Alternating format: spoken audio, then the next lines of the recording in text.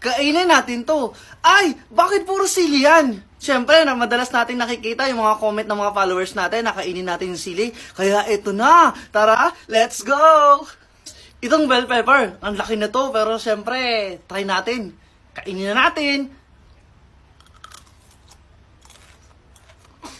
Ang anghang din niya. Pero hindi ganun siya, ah. Masarap.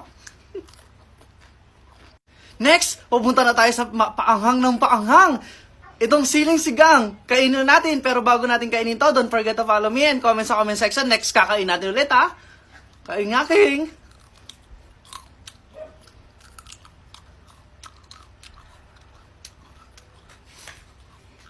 For the followers.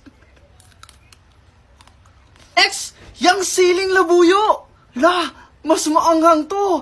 Kaya natin to? Kainin na natin. Oh, guys, sobrang anghang.